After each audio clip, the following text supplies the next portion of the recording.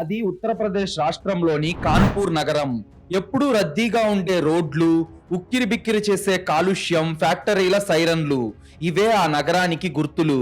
కానీ ఆ నగర నడిబొడ్డున ఉన్న కాన్పూర్ ప్రభుత్వ ఆసుపత్రిలోకి అడుగు పెడితే అక్కడ గాల్లో ఫినాయిల్ వాసనతో పాటు పేదరికం, అడుగడుగునా వినిపించే మూలుగులు, చావు భయం స్పష్టంగా కనిపిస్తాయి.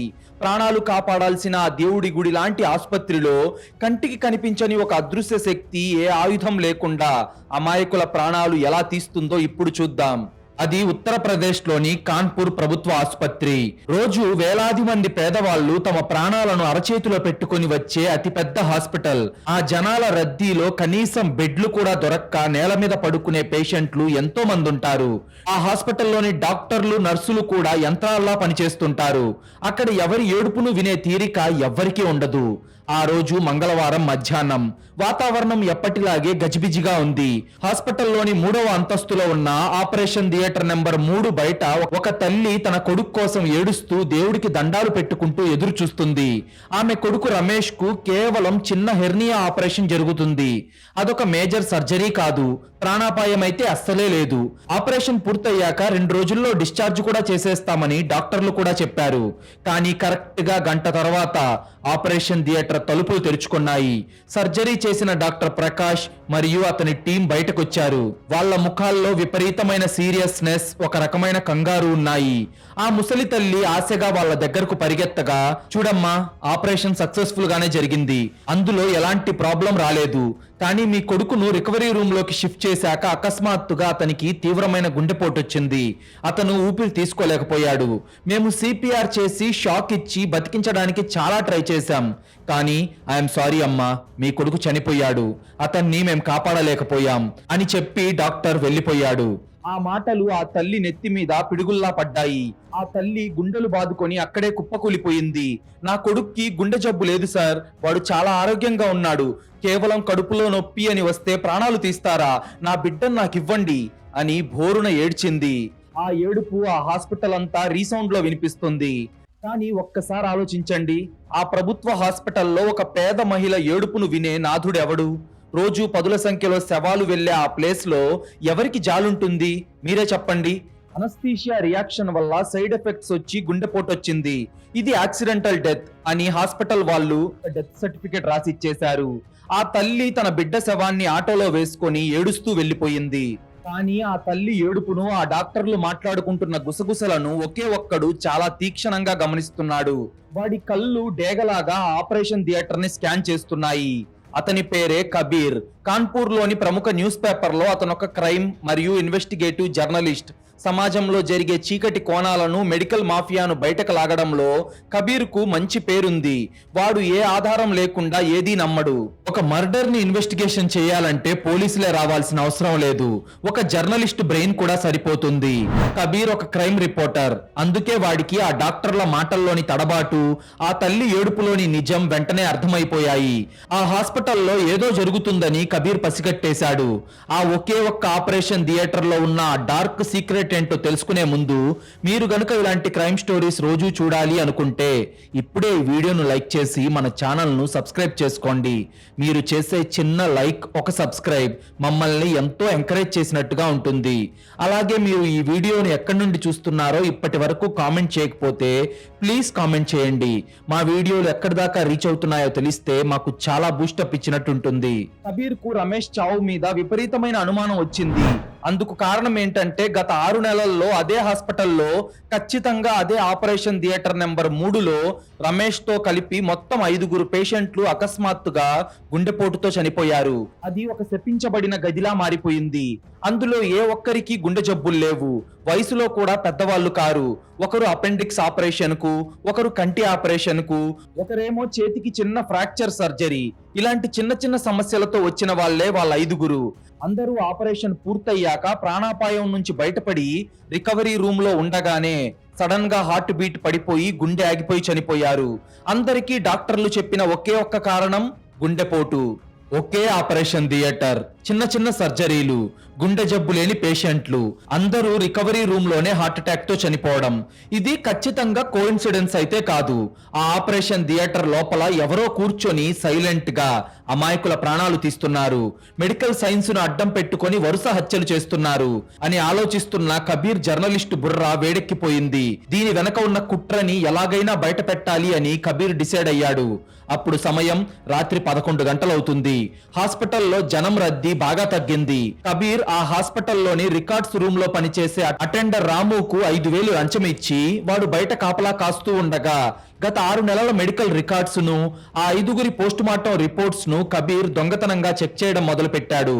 ఆ రిపోర్ట్స్ చదివిన కబీర్ కు మెంటలెక్కిపోయింది. చనిపోయిన 5గురి పోస్ట్ మార్టం రిపోర్ట్ లో ఆ 5గురి గుండె వాల్వులు, కండరాలు ఎంతో ఆరోగ్యంగా ఉన్నాయి అని ఉంది. హార్ట్ లో బ్లాక్స్ లేవు, శరీరంలో ఎలాంటి విషం లేదని ఫోరెన్సిక్ రిపోర్ట్ క్లియర్ గా చెప్తుంది. డాక్టర్లు కూడా దీన్ని కేవలం వివరించలేని మెడికల్ ఎమర్జెన్సీ యాక్సిడెంట్ గా పక్కకి పెట్టేశారు. అదంతా చూసిన కబీర్ కు అర్థమైపోయింది, ఫోరెన్సిక్ డాక్టర్లను కూడా ఏమార్చగల ఒక అదృశ్య ఆయుధాన్ని ఆ హంతకుడు వాడుతున్నాడు అని. వాడు చాలా ప్రొఫెషనల్ అని కబీర్ ఫిక్స్ అయ్యాడు. దాంతో కబీర్ వెంటనే డ్యూటీ రోస్టర్ ను బయటకు తీశాడు. ఆ 5గురి పేషెంట్లు చనిపోయిన ఖచ్చితమైన సమయంలో ఆ ఆపరేషన్ థియేటర్ నెంబర్ 3లో డ్యూటీలో ఉన్న డాక్టర్లు, నర్సుల లిస్టును మ్యాచ్ చేసి చూశాడు. ఎవరికి ఆ ఛాన్స్ ఉందో అనలైజ్ చేశాడు. ఆ లిస్టు చూడగానే కబీర్ కళ్ళు ఆశ్చర్యంతో పెద్దవయ్యాయి. వాడి బ్రెయిన్ ఒక లాజిక్ ని క్యాచ్ చేసింది. చనిపోయిన 5గురు పేషెంట్లకు సర్జరీ చేసిన డాక్టర్లు వేరు, వాళ్ళ షిఫ్ట్లు వేరు. కానీ ఆ 5గురు చనిపోయిన సమయంలో రికవరీ రూమ్ లో డ్యూటీలో ఉన్నది మాత్రం కేవలం 3 మహిళలు. ఆ 3 ప్రతి చావు సమయంలోనూ ఖచ్చితంగా అక్కడే ఉన్నారు. వాళ్ళ డ్యూటీ టైమింగ్స్ కూడా మ్యాచ్ అవుతున్నాయి. వాళ్ళే కబీర్ దృష్టిలో ముఖ్యమైన అనుమానితులుగా మారారు.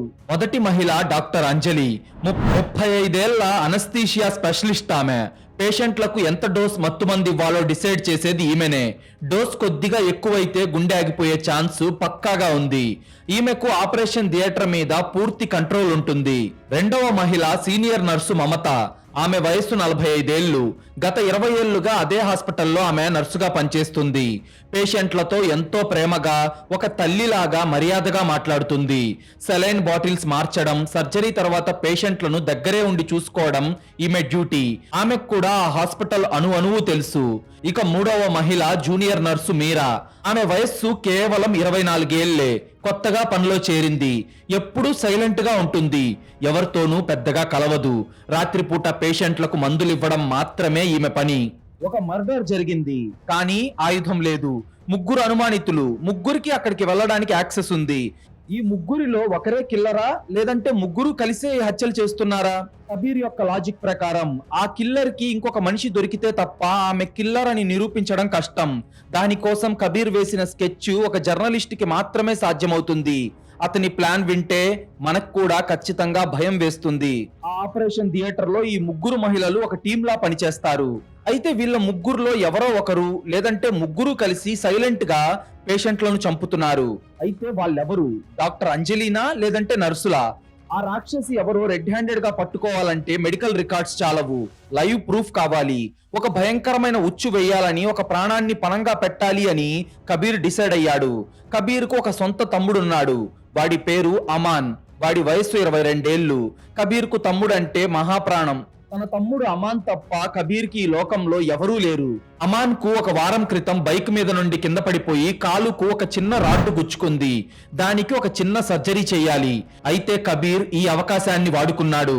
ప్రైవేట్ హాస్పిటల్ కి తీసుకెళ్లకుండా కావాలనే తన తమ్ముణ్ణి కాన్పూర్ ప్రభుత్వ ఆసుపత్రిలోని అదే 3వ నెంబర్ ఆపరేషన్ థియేటర్ లో అడ్మిట్ చేశాడు. అమాన్ కి కూడా ఈ ప్లాన్ గురించి కబీర్ చెప్పలేదు, ఎందుకంటే భయపడతాడని. కబీర్ ఒక హై ఫ్రీక్వెన్సీ వైర్లెస్ మైక్రోఫోన్ ను తీసుకొచ్చి ఆపరేషన్ థియేటర్ కు వెళ్తున్న తన తమ్ముడు అమాన్ వేసుకున్న హాస్పిటల్ గౌన్ కాలర్ లోపల ఎవరికీ కనపడకుండా ఒక సర్జికల్ ప్లాస్టర్ తో అంటించాడు. ఆ మైక్ కు కనెక్ట్ అయిన బ్లూటూత్ రిసీవర్ ను కబీర్ తన చెవిలో పెట్టుకున్నాడు. తమ్ముడు లోపల ఆపరేషన్ థియేటర్ లో ఉంటే కబీర్ బయట కారిడార్ లో ఒక మూలన కూర్చొని లోపల జరిగే ప్రతి చిన్న శబ్దాన్ని తన చెవిలో లైవ్ గా వింటున్నాడు. హంతకురాల్ని రెడ్ హ్యాండెడ్ గా ఆడియో రికార్డ్ తో సహా పట్టుకొని ఆమె విషమిచ్చే లోపే లోపలికి వెళ్లి నా తమ్ముడిని నేను కాపాడుకుంటాను, ఆ సైకో కిల్లర్ గుట్టు రట్టు చేస్తాను అన్నది Kabir master plan. Operation theatre లోపల సర్జరీ పూర్తయింది. డాక్టర్లు ఆపరేషన్ సక్సెస్ అయిందని కబీర్ కు చెప్పి బయటకు వెళ్లిపోయారు. అమాన్ ను రికవరీ రూమ్ లో కూడా షిఫ్ట్ చేసేశారు. అతనికి సెలైన్ బాటిల్ ఎక్కిస్తున్నారు. అనస్థీషియా వల్ల అమాన్ సగం మత్తులో ఉండి మాట్లాడలేకపోతున్నాడు. అతనికి కనెక్ట్ చేసిన ఈసీజీ మానిటర్ కూడా టక్ టక్ అని కొట్టుకుంటున్న శబ్దం కబీర్ చెవిలో ఉన్న ఇయర్ ఫోన్స్ లో స్పష్టంగా వినిపిస్తుంది. గదిలో ఎవ్వరూ లేరు. సమయం అప్పుడు అర్ధరాత్రి 1 గంట అవుతుంది. హాస్పిటల్లో అంతా నిశ్శబ్దంగా ఉంది. అయితే అకస్మాత్తుగా రికవరీ రూమ్ తలుపు నెమ్మదిగా తెరుచుకున్న శబ్దం కబీర్ కు వినిపించింది. ఒక మహిళ కాళ్ళ అడుగుల శబ్దం మెల్లగా అమాన్ బెడ్ వైపు వస్తుంది. ఆ అడుగుల చప్పుడు కూడా కబీర్ కు స్పష్టంగా వినిపిస్తుంది. కబీర్ గుండె వేగం పెరిగింది. వాడి జర్నలిస్టు చేతులు జేబులో ఉన్న ఫోన్ రికార్డర్ ను ఆన్ చేశాయి. లోపల తన తమ్ముడు ఉండడం వల్ల ఏమో కానీ అతనికి విపరీతమైన చెమటలు పడుతున్నాయి. వచ్చేసింది ఆ రాక్షసి. ఈ రోజు నా చేతుల్లో దీని పని ముగిసినట్టే అని కబీర్ లోపల ఫుల్ టెన్షన్ పడుతూ తలుపు దగ్గరకు వెళ్ళడానికి రెడీగా ఉన్నాడు. లోపల అమాన్ ఉన్న బెడ్ దగ్గరికి ఆ మహిళ వచ్చేసింది. మెల్లగా సెలైన్ బాటిల్ ట్యూబ్ ను పట్టుకున్న శబ్దం వినిపించింది. ఆ తర్వాత ఒక గ్లాస్ బాటిల్ ను పగలగొట్టి అందులో నుంచి సిరంజితో మందును వేగంగా లాగుతున్న శబ్దం కబీర్ చెవిలో స్పష్టంగా వినిపిస్తుంది. అప్పుడు ఆ మహిళ అమాన్ చెవి దగ్గరకొచ్చి అత్యంత ప్రశాంతమైన భయంకరమైన గొంతుతో, నొప్పిగా ఉందా నాన్న? భయపడకు, నీ కష్టాలన్నీ తీరిపోతాయి. ఇంకొక నిమిషంలో నీ నొప్పి శాశ్వతంగా పోతుంది. నీ గుండె ఆగిపోతుంటే ఆ మెషిన్ చేసే సౌండ్ ఉందే, అది నాకు భలే ఇష్టం నాన్న. నీకు ఒక దేవుడి స్థానంలో మోక్షమిస్తున్నాను. ప్రశాంతంగా పైకెళ్ళిపో అని ఎంతో క్రూరంగా చెప్పింది. ఆ మాట వినగానే బయట ఉన్న కబీర్ నరాల్లో రక్తం ఆవిరైపోయింది. వాడికి ఊపిరి ఆడటం లేదు. అయితే ఆ గొంతు ఆ ముగ్గురులో ఎవరిది? వందలాది మంది పేదలకు సేవ చేసే వైద్య వృత్తి ముసుగులో ఉన్న ఆ క్రూరమైన సీరియల్ కిల్లర్ మాటలను, ఆమె గొంతులో ఉన్న సైకో లక్షణాలను చూసి కబీర్కే భయం వేసింది. ఆడియోలో ఆమె సిరింజిలోని మందును సెలైన్ పైపులో వేగంగా గుచ్చేసిన శబ్దం ష్ అని వినిపించింది. కబీర్కు ఆ క్షణంలో వాడి మాస్టర్ ప్లాన్ లో ఉన్న ఒక భయంకరమైన లాజికల్ తప్పు క్లియర్ గా అర్థమైపోయింది. తను లోపలికి వెళ్లి ఆపాలి అనుకునే లోపే ఆమె ఆ సెకండ్ల వ్యవధిలోనే తన తమ్ముడికి విషమిచ్చేసింది. అంతే, కబీర్ ప్లాన్ బెడిసి కొట్టింది. అమాన్ అమాన్ అని అరుచుకుంటూ కబీర్ ఆ రికవరీ రూమ్ తలుపుల వైపు పిచ్చివాడిలా పరిగెత్తాడు. కానీ తలుపు గట్టిగా లాక్ చేసి లోపల నుండి ఏదో బరువైన వస్తువు అడ్డం పెట్టినట్లు ఉండటంతో ఆ తలుపు తెరుచుకోవట్లేదు. కానీ కబీర్ మాత్రం తన కాలితో ఆ తలుపును బద్దలు కొట్టడానికి విపరీతంగా తంతున్నాడు. కానీ ఈలోపే కబీర్ చెవిలో ఉన్న ఇయర్ ఫోన్స్ లో అమాన్ కు కనెక్ట్ చేసిన ఈసీజీ మానిటర్ సౌండ్ మారిపోయింది. టక్ టక్ అని నార్మల్ గా కొట్టుకుంటున్న గుండె అకస్మాత్తుగా డబేల్ మని వేగం పెరిగి ఆగిపోయింది. ప్రాణం పోయినప్పుడు వచ్చే ఆ ఫ్లాట్ లైన్ సౌండ్ కబీర్ చెవుల్లో ఒక చావు పాటలా మోగింది. కేవలం 10 సెకండ్లలో పాపం కబీర్ తమ్ముడి గుండె ఆగిపోయింది. లేదు, ఇలా జరగడానికి వీల్లేదు అని గుండెలు బాదుకుంటూ కబీర్ ఒకేసారి తన పూర్తి బలంతో తలుపుని బద్దలు కొట్టుకొని లోపలికి వెళ్ళాడు. అంతే, లోపల ఉన్న దృశ్యం చూసి కబీర్ మెదడు పూర్తిగా స్తంభించిపోయింది. అమాన్ మంచం మీద కళ్ళు తేలేసి ప్రాణం లేకుండా పడున్నాడు. వాడి ప్రాణం అప్పటికే పోయింది. కానీ ఆ గదిలో ఆ టైంకి డ్యూటీలో ఉండే నర్సు మమత మాత్రమే లేదు. కబీర్ తలుపు బద్దలు కొట్టేటప్పుడు ఎమర్జెన్సీ శబ్దం రావడంతో కారిడార్ లో ఉన్న డాక్టర్ అంజలి, జూనియర్ నర్సు మీరా కూడా అప్పుడే కంగారుగా పరిగెత్తుకుంటూ లోపలికొచ్చారు. అప్పుడే కబీర్ రావడానికి కరెక్ట్ గా 2 సెకండ్ల ముందు కంగారుగా పరిగెత్తుకుంటూ లోపలికొచ్చారు. ఇప్పుడు ఆ గదిలో ముగ్గురు మహిళలున్నారు. ముగ్గురు ఒకేలా గ్రీన్ కలర్ సర్జికల్ సూట్ వేసుకొని ఉన్నారు. ముగ్గురి ముఖాలకు సర్జికల్ మాస్కులు ఉన్నాయి, కళ్లద్దాలు ఉన్నాయి. కబీర్ ఇయర్ ఫోన్స్ లో ఆ గొంతు విన్నాడు. కానీ ఆ గొంతు ఖచ్చితంగా మమతదేనా, లేదంటే ఈ ముగ్గురు కలిసి నాటకం ఆడుతున్నారా అని కబీర్ ఒక కన్ఫ్యూజన్ లో పడిపోయాడు. అప్పుడు మమత హెల్ప్ హెల్ప్, పేషెంట్ కు హార్ట్ అటాక్ వచ్చింది అని గట్టిగా అరుస్తూ కబీర్ కళ్ళెదురుగానే అమాన్ కు సిపిఆర్ చేయడం మొదలు పెట్టింది మమత. అయితే కబీర్ చేతిలో ఆడియో రికార్డింగ్ ఉంది, కానీ వీడియో ప్రూఫ్ లేదు. తన కళ్ళ ముందే తన ప్రాణమైన తమ్ముడు చచ్చిపోయి ఉన్నాడు. వాడిని తనే బలి తీసుకున్నాడు అన్న గిల్ట్ అతని కళ్ళల్లో కన్నీళ్ల రూపంలో కనిపిస్తుంది. తన తమ్ముడి గుండెను కేవలం 10 సెకండ్లలో ఆపేసిన ఆ అదృశ్య విషం ఏంటి? డాక్టర్లు, ఫోరెన్సిక్ ల్యాబ్స్ కూడా కనిపెట్టలేకపోయినా ఆ మెడికల్ ఆయుధం ఏంటి? ఆ ముగ్గురు మహిళల్లో మాస్క్ వెనక దాక్కున్న ఆ సైకో కిల్లర్ ఎవరు? కబీర్ ఒక జర్నలిస్ట్ అని తెలిసి వాళ్ళు ముగ్గురు కలిసి మైండ్ గేమ్ ఆడుతున్నారా? వాళ్ళ ముగ్గురికి ఈ విషయం ముందే తెలుసా? తన సొంత తమ్ముడిని బలిపెట్టిన కబీర్ అసలు హంతకురాల్ని కనిపెట్టాడా? ఇంతకీ అసలు హంతకులు ఎవరు అనేది తెలుసుకునే ముందు, మీలో చాలా మంది మన వీడియోలు చూస్తున్నారు, కానీ వీడియోను లైక్ చేయడం లేదు, మన ఛానల్ను సబ్స్క్రైబ్ చేయడం లేదు. ప్లీజ్ అండి, మీరు చేసే చిన్న లైక్, ఒక సబ్స్క్రైబ్ మమ్మల్ని ఎంతో ఎంకరేజ్ చేసినట్టుగా ఉంటుంది. అలాగే మీరిచ్చే ఒక్క పాజిటివ్ కామెంట్ ఇలాంటి క్రైమ్ స్టోరీస్ మరిన్ని రోజు మీ ముందుకు తీసుకొస్తూ మిమ్మల్ని మరింత థ్రిల్ చేయడానికి మాకు చాలా బూస్టప్ ఇచ్చినట్టుంటుంది. అలాగే మీకు కనుక ఏమాత్రం అవకాశం ఉంటే కింద మీకు హైప్ బటన్ కనిపిస్తుంది, దాని మీద క్లిక్ చేసి ఈ వీడియోకి హైప్ ఇస్తే మీలాంటి మంచి ఆడియన్స్ మరికొంతమందికి ఈ వీడియో రీచ్ అవుతుంది. Thank you. కబీర్ కళ్ళ ముందు తన ప్రాణమైన తన తమ్ముడు అమాన్ శవమై పడి ఉన్నాడు. ఈసీజీ మానిటర్ లో ఆ బీప్ అన్న ఫ్లాట్ లైన్ శబ్దం కబీర్ గుండెను రంపంతో కోసేస్తున్నట్టుంది. అతని బ్రెయిన్ లో ఆ శబ్దమే రీసౌండ్ లో వినిపిస్తుంది.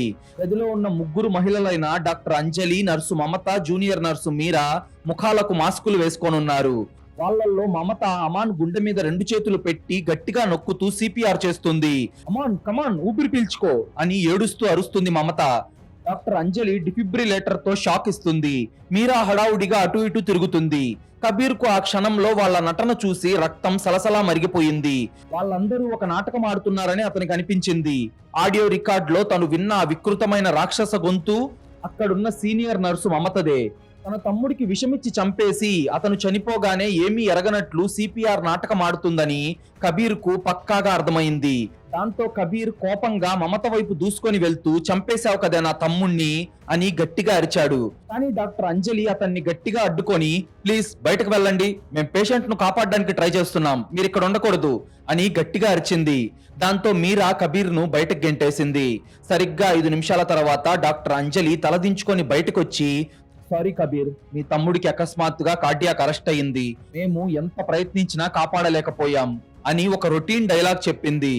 కబీర్ కన్నీళ్లు ఆపుకొని తన పగను బిగబట్టాడు. తన తమ్ముడి చావుకు కారణమైన ఆయుధం ఏంటో తెలుసుకోవాలని కసిగా నా తమ్ముడి బాడీకి ఇప్పుడే పోస్ట్ మార్టం జరగాలి, అది కూడా నా సమక్షంలోనే జరగాలి, వాడి బాడీలో ఏముందో నాకు ఇప్పుడే తెలియాలి అని ఒక జర్నలిస్ట్ గా తనకున్న పవర్ ను వాడి డిమాండ్ చేశాడు. అది మరుసటి రోజు ఉదయం కాన్పూర్ ప్రభుత్వ ఆసుపత్రిలోని ఫోరెన్సిక్ ల్యాబ్ లోపల వాతావరణమంతా ఫినాయిల్ వాసంతో నిండిపోయింది. అమాన్ డెడ్ బాడీకి hospital chief forensic doctor post mortem చేశాడు. కబీర్ ఏడుస్తూ ఎదురుగానే నిలబడున్నాడు. అప్పుడు ఆ ఫోరెన్సిక్ డాక్టర్, కబీర్ మీ తమ్ముడి హార్ట్ వాల్వ్స్ అన్ని నార్మల్ గానే ఉన్నాయి, బ్రెయిన్ లో క్లాట్స్ లేవు, కిడ్నీలు ఫెయిల్ అవ్వలేదు, అయితే బాడీలో ఏదైనా విష ప్రయోగాలు జరిగాయా అని డీప్ గా బ్లడ్ టెస్ట్ కూడా చేశాం, అందులోనూ ఎలాంటి విషం లేదు, కనీసం ఓవర్ డోస్ మత్తుమంది ఇచ్చిన ఆనవాళ్లు కూడా లేవు, అంతా నార్మల్ గా ఉంది అని రిపోర్ట్ ఇచ్చాడు. అది విని కబీర్ కి మైండ్ బ్లాక్ అయింది. డాక్టర్ గారు, నా దగ్గర ఆడియో రికార్డింగ్ ఉంది, ఆ నర్సు మమత నా తమ్ముడి సెలైన్ పైపులో సిరంజితో ఏదో మందెక్కిచ్చింది, ఆ మందు వెళ్లిన 10 సెకండ్లకే నా తమ్ముడి గుండె ఆగిపోయింది డాక్టర్, నేను నా చెవులతో విన్నాను డాక్టర్ ఆ సౌండ్, అది విషం కాకపోతే మరేంటి సార్, మీ సైన్స్ ఫెయిల్ అయిందా అని కబీర్ పిచ్చివాడిలా అరిచాడు. ఒక మర్డర్ ని ప్రూవ్ చేయడానికి మెయిన్ ఎవిడెన్స్ బాడీలో పాయిజన్ దొరకడమే కదా, కానీ ఇక్కడ పోస్ట్ మార్టం రిపోర్ట్ లో పాయిజన్ లేదు. మరి ఆ నర్సు అమాన్కి ఇచ్చింది ఏంటి? ఒక డాక్టర్ కి నర్సుకి మాత్రమే తెలిసిన ఈ మెడికల్ లూప్ హోల్ గురించి ఇప్పుడు ఫోరెన్సిక్ డాక్టర్ రివీల్ చేస్తాడు. తప్పకుండా వినండి. ఫోరెన్సిక్ డాక్టర్ తల పట్టుకొని ఒక భయంకరమైన లాజిక్ చెప్పాడు. ఆ లాజిక్ వింటే మనకు కూడా గూస్ బంప్స్ వస్తాయి. అది మెడికల్ హిస్టరీలోనే ఒక డార్క్ సీక్రెట్. కబీర్, ఒకవేళ నువ్వు చెప్పినట్టే ఆ మమత దీనికి కారణమైతే, ఆమె ఇచ్చిన ఇంజెక్షన్ క్లోరైడ్ అయితే దాన్ని ప్రపంచంలో ఏ ఫోరెన్సిక్ సైన్స్ కూడా కనిపెట్టలేదు అన్నాడు డాక్టర్. అది విన్న కబీర్ కు ఏం అర్థం కాలేదు. అప్పుడు డాక్టర్ దాన్ని డీకోడ్ చేసి చెప్పడం మొదలు పెట్టాడు. పొటాషియం క్లోరైడ్ అనేది హాస్పిటల్లో ప్రాణాలు కాపాడడానికి వాడే చాలా సాధారణమైన మందు కబీర్. పేషెంట్ కి శరీరంలో పొటాషియం తగ్గినప్పుడు దీన్ని సెలైన్ వాటర్ లో కలిపి 2-3 గంటల పాటు చాలా స్లోగా ఎక్కిస్తారు. అది ప్రాణం పోస్తుంది. కానీ అదే క్లోరైడ్ ఇంజెక్షన్ ను ఒక సిరంజిలోకి తీసుకొని సెలైన్ పైపు ద్వారా డైరెక్ట్ గా ఫాస్ట్ గా రక్తంలోకి ఎక్కిస్తే ఏమవుతుందో తెలుసా? ఆ హైడోస్ నేరుగా గుండె దగ్గరికి వెళ్లి గుండె కండరాలకు అందే ఎలక్ట్రిక్ సిగ్నల్స్ ను బ్లాక్ చేస్తుంది, మనిషి గుండెను స్తంభింపజేస్తుంది. దాంతో కేవలం 10 సెకండ్లలో గుండె కొట్టుకోవడం ఆగిపోయి వెంటనే హార్ట్ అటాక్ వచ్చి ప్రాణం పోతుంది. కానీ ఇందులో ఉన్న అతి భయంకరమైన మెడికల్ లూప్ హోల్ ఏంటంటే, ఒక మనిషి చనిపోయిన తర్వాత అతని శరీరంలోని కణాలు సహజంగానే పగిలిపోయి కణాల్లో ఉండే అంతా రక్తంలోకి వచ్చేస్తుంది. అంటే ఒక మనిషి సాధారణమైన హార్ట్ అటాక్ తో చనిపోయినప్పటికీ అతని రక్తంలో పొటాషియం ఎక్కువగా ఉంటుంది. అదే ఒక మనిషిని పొటాషియం క్లోరైడ్ ఇంజెక్షన్ ఇచ్చి చంపినా వాడి రక్తంలో ఎక్కువే ఉంటుంది. కాబట్టి బ్లడ్ టెస్ట్ చేస్తే ఉన్నట్లు చూపిస్తుందే తప్ప అది బయట నుండి ఇంజెక్షన్ ద్వారా ఇచ్చారా లేదంటే సాధారణంగా చనిపోయిన మనిషి బాడీ నుండి వచ్చిందా అని ఏ సైన్స్ కనిపెట్టలేదు. దాన్ని ప్రూవ్ చేయడం కూడా ఇంపాసిబుల్. ఒకవేళ నువ్వు చెప్పినట్టే ఆ నర్సు ఇదంతా చేస్తున్నట్టయితే ఈ లూప్ హోల్ నే వాడుకొని ఆ నర్సు పోస్ట్ మార్టంలో కూడా దొరకని ఆ అదృశ్య ఆయుధాన్ని వాడుకొని హత్యలు చేస్తుంది. ఆమె ఒక క్రిమినల్ జీనియస్ అనే చెప్పాలి అని డాక్టర్ చెప్పగానే కబీర్ కు కాళ్ల కింద భూమి కదిలిపోయింది. పేదవాళ్ల ప్రభుత్వ హాస్పిటల్లో చట్టానికి సైన్స్ కి దొరకకుండా ఒక నర్సు ఆడుతున్న ఈ పచ్చి నెత్తుటి ఆట కబీర్ కళ్ళ ముందు స్పష్టంగా కనిపించింది. తన తమ్ముడు ఎలా చచ్చిపోయాడో ఇప్పుడు అతనికి అర్థమైంది. అలాగే కబీర్ కు అర్థమైన మరో విషయం ఏంటంటే తన దగ్గర ఉన్న ఆడియో రికార్డింగ్ ని కోర్టులో పెట్టినా అది నేను కాదు, ఎవరో ఆర్టిఫిషియల్ ఇంటెలిజెన్స్ తో నా వాయిస్ క్రియేట్ చేసి నన్ను ఇరికిస్తున్నారు, నేను ఏ పాపం తెలియని ఒక నర్సును అని మమత ఈజీగా తప్పించుకుంటుంది. ఆమెను పట్టుకోవాలంటే ఖచ్చితమైన ఫిజికల్ ఎవిడెన్స్ కావాలి, దానికి సంబంధించిన డాక్యుమెంట్స్ కావాలి. మెడికల్ లాజిక్ ప్రకారం మమత వాడిన కేసీఎల్ ఇంజెక్షన్ ఆకాశం నుండి ఊడిపడదు, అది ప్రభుత్వ ఆసుపత్రిలోని మందుల ఫార్మసీ నుండే బయటకు రావాలి. ప్రతి గవర్నమెంట్ హాస్పిటల్లో ఒక స్టాక్ రిజిస్టర్ ఉంటుంది. ఏ ఆపరేషన్ థియేటర్ కు ఏ ఇంజెక్షన్లు ఎన్నెన్ని ఇంజెక్షన్లు వెళ్ళాయి అన్నది అందులో ఖచ్చితంగా రాసుంటుంది. దాన్ని మాయం చేయడం, దొంగలించడం కష్టం. అప్పుడు సమయం అర్ధరాత్రి 2 గంటలవుతుంది. ఆ హాస్పిటల్ అంతా నిద్రపోతూ ఉండగా కబీర్ ఫార్మసీ ఇన్ఛార్జ్ కు 10,000 రూపాయలు లంచం ఇచ్చి గత 6 నెలల స్టాక్ రిజిస్టర్ ను సీక్రెట్ గా తన ఫోన్ లో ఫోటోలు తీసుకున్నాడు. కబీర్ ఒక ఇంటెలిజెంట్ జర్నలిస్ట్ లాగా ఆ డాక్యుమెంట్స్ ను డీకోడ్ చేయడం స్టార్ట్ చేశాడు. తన తమ్ముడితో సహా చనిపోయిన 6 పేషెంట్ల ఆపరేషన్ తేదీలను ఫార్మసీ రిజిస్టర్ తో మ్యాచ్ చేసి చూశాడు. అయితే అక్కడే అతని కళ్ళ ముందు ఒక కళ్ళు చెదిరే నిజం బయటపడింది. ఈ 6 పేషెంట్లకు గుండె జబ్బులు లేవు, వాళ్లకు కేసీఎల్ ఇంజెక్షన్ ఇవ్వాల్సిన అవసరమే లేదు. డాక్టర్ రాసిన ప్రిస్క్రిప్షన్ లో కూడా కేసీఎల్ అనే పదమే లేదు. కానీ ఈ 6 హత్యలు జరిగిన ప్రతిసారి హాస్పిటల్ ఫార్మసీ నుండి ఆపరేషన్ థియేటర్ నెంబర్ 3 పేరిట ఒక ఎక్స్ట్రా క్లోరైడ్ బాటిల్ బయటకెళ్ళింది. ఆ రిజిస్టర్ లో ప్రతిసారి సంతకం పెట్టి ఫార్మసీ నుండి ఆ డేంజరస్ ఇంజెక్షన్లను తీసుకున్నది మరెవరో కాదు, సీనియర్ నర్సు మమత. ఆమె డాక్టర్ల కళ్ళు గప్పి ఎమర్జెన్సీ కోసం కావాలి అని అబద్ధం చెప్పి ఎక్స్ట్రా క్లోరైడ్ ఇంజెక్షన్లు తీసుకొని వాటితో ఎవరికీ తెలియకుండా సైలెంట్ గా పేషెంట్లను చంపుతుంది. ఇప్పుడు కబీర్ కు ఆమె ఆటను ముగించేసే డాక్యుమెంట్ ప్రూఫ్ పక్కాగా దొరికేసింది. కానీ ఇక్కడే మీకు ఒక పెద్ద అనుమానం రావచ్చు. మమత అసలు ఎందుకు చంపుతుంది? ఆమెకు పేషెంట్లు డబ్బులు ఇవ్వలేదని కోపమా, లేదంటే పగనా? ఎందుకు అసలు ఈ వరుస హత్యలు అనేదే కదా మీ అనుమానం. నిజానికి మమతకు డబ్బు మీద ఆశ లేదు, అలాగే మనుషుల మీద పగ లేదు. ఆమెకున్న జబ్బు పేరుని సైకాలజీలో గాడ్ కాంప్లెక్స్ అంటారు. ఇదొక భయంకరమైన మానసిక రోగం. ఒక సీరియల్ కిల్లర్ డబ్బు కోసమో పగ కోసమో చంపితే మనం అర్థం చేసుకోవచ్చు. కానీ మమత సైకాలజీ వేరు. తాను దేవుడిలాగా ఫీల్ అయ్యి పేషెంట్స్ కి విముక్తి ఇవ్వడం ఏంటి? అసలు ఈ గాడ్ కాంప్లెక్స్ అనే సైకలాజికల్ డిజార్డర్ మనుషుల్ని ఎంతటి మృగాలుగా మారుస్తుందో ఈ నర్సు మమత క్యారెక్టర్ చూస్తేనే అర్థమవుతుంది కదా. అయితే ఇప్పుడే మమత సైకాలజీకి సంబంధించిన ఒక భయంకరమైన ఫ్లాష్ బ్యాక్ రివీల్ అవుతుంది. మమత 20 ఏళ్లుగా ఆ ప్రభుత్వ హాస్పిటల్లో పనిచేస్తుంది. రోజు వేలాది మంది పేదవాళ్లు మంచాలు దొరక్క, మందులు లేక, ఆపరేషన్ తర్వాత విపరీతమైన నొప్పితో అరుస్తూ కేకలు పెడుతూ ఉండటం చూస్తుంటే అది ఆమెకు ఒక మానసిక హింసలా ఉండేది. ప్రభుత్వ హాస్పిటల్లోని ఆ పేదరికపు నరకాన్ని చూసి ఆమె మెదడులో ఒక వికృతమైన ఆలోచన పుట్టింది. పాపం, ఈ పేదవాళ్లు నొప్పితో విలవిల్లాడుతున్నారు, వీళ్ళని చూసి పట్టించుకునే నాథుడే లేడు, ఈ నరకం నుండి వాళ్ళను రక్షించే దేవుడే లేడు, నేనే వాళ్లకు విముక్తిని ప్రసాదిస్తాను, వాళ్ళ ప్రాణం తీస్తే వాళ్ళ నొప్పులన్నీ శాశ్వతంగా పోతాయి కదా. నా చేతుల్లో ప్రాణం పోసే హక్కు మాత్రమే కాదు, ప్రాణం తీసే హక్కు కూడా ఉంది. నేనే వాళ్ళకి దేవుడిగా మారతాను, నా ఇష్టమే వాళ్లకు మానసికంగా శారీరకంగా సుఖాన్నిస్తుంది అని ఆమె బలంగా నమ్మింది. అంతేకాదు, ఆపరేషన్ థియేటర్ లో పేషెంట్ ప్రాణాలు పోతున్నప్పుడు ఈసీజీ మానిటర్ చేసే ఆ బీప్ అనే ఫ్లాట్ లైన్ శబ్దం ఆమెకు ఒక ప్రశాంతమైన సంగీతంలా మారిపోయింది. అది వింటే ఆమెకు ఏదో సాధించానన్న కిక్ వస్తుంది. సరిగ్గా ఇలాగే ఆమె ఒక రాక్షసిగా మారిపోయింది. పేషెంట్ చచ్చిపోగానే ఆమె గట్టిగా డాక్టర్లను పిలుస్తూ సిపిఆర్ చేస్తుంది. ఎందుకంటే అందరి ముందు తను ఆ పేషెంట్ ను బతికించడానికి పోరాడుతున్న ఒక హీరోలాగా కనిపించాలి అని, అందరూ తనని మెచ్చుకోవాలి అని. ఇది ఆ నర్సు ముసుగు వెనక ఉన్న అసలైన రాక్షసి సైకాలజీ. కబీర్ కు ఆమె సైకాలజీ, ఆమె చేసిన ఫోర్జరీ అన్ని అర్థమైపోయాయి. కానీ ఆమెకు వ్యతిరేకంగా ఫార్మసీ రికార్డులు ఉన్నప్పటికీ ఆమె ఆ మందు చేతిలో నుంచి జారి కింద పడి పగిలిపోయింది అంటే కేసు నిలబడదు. చట్టానికేమో ఆధారాలు కావాలి. పోనీ ఆపరేషన్ థియేటర్ రికవరీ రూమ్ లో సీసీటీవీ కెమెరా ఉందా అంటే గత 6 నెలల్లో జరిగిన హత్యలన్నీ ఖచ్చితంగా ఆ 3వ number operation theatre recovery room లోనే ఎందుకు జరిగాయంటే ఆ కారిడార్ లో ఉండే 2 సీసీటీవీ కెమెరాలు గత 8 నెలలుగా చెడిపోయి ఉన్నాయి. అది గవర్నమెంట్ హాస్పిటల్ కాబట్టి దాన్ని ఎవరూ పట్టించుకోలేదు. అయితే ఈ లూప్ హోల్ తెలిసిన మమత ఆ కెమెరాలు లేని ప్రదేశాన్నే తన హత్యలకు అడ్డాగా మార్చుకుంది అని అర్థమై ఆమె వాడిన ఆ ఫ్లోరైడ్ ఖాళీ సీసాలు దొరికితేనే ఆమెను రెడ్ హ్యాండెడ్ గా బుక్ చేయొచ్చు అని ఫిక్స్ అయ్యాడు. వాటిని ఫోరెన్సిక్ ల్యాబ్ కు పంపితే ఆ బాటిల్స్ మీద ఉన్న ఆమె వేలుముద్రలు ఈజీగా దొరికిపోతాయి. కానీ ఆ ఖాళీ బాటిల్స్ ను ఆమె ఎక్కడ దాచింది? హాస్పిటల్లో మెడికల్ వేస్ట్ ని వేసే రెడ్ డస్ట్ బిన్ లో ఆమె వాటిని వేయలేదు. వేస్తే కౌంట్ లో దొరికిపోతుందని ఆమెకు బాగా తెలుసు. దాంతో కబీర్ తన జర్నలిస్ట్ పవర్ ను వాడి కాన్పూర్ పోలీస్ కమిషనర్ తో డైరెక్ట్ గా మాట్లాడాడు. పగతో రగిలిపోతున్న కబీర్ ఆ ఆడియో రికార్డింగ్, ఫార్మసీ రికార్డ్స్ చూపించి ఒక ప్రైవేట్ పోలీస్ టీమ్ తో కలిసి సివిల్ డ్రెస్ లో హాస్పిటల్ కి చేరుకున్నాడు. అప్పుడు సమయం ఉదయం 10 గంటలవుతుంది. మమత తన డ్యూటీ రూమ్ లో బట్టలు మార్చుకొని డ్యూటీకి వెళ్ళడానికి రెడీ అవుతుంది. ఆమె ముఖంలో ఎంతో ప్రశాంతత, పేదల కోసం కష్టపడుతున్న ఒక దేవత లాంటి లుక్ ఉంది. అకస్మాత్తుగా తలుపులు బద్దలు కొట్టుకొని కబీర్ మరియు పోలీస్ టీం లోపలికొచ్చారు. వాళ్ళని చూడగానే మమత ముఖంలో చిన్న కంగారు కనిపించింది. కానీ వెంటనే ఆమె తేరుకొని నటిస్తూ, ఏంటిది, ఒక లేడీ నర్సు యొక్క లాకర్ రూమ్ లోకి పర్మిషన్ లేకుండా వస్తారా? ముందు బయటకు వెళ్ళండి అని గట్టిగా అరిచింది.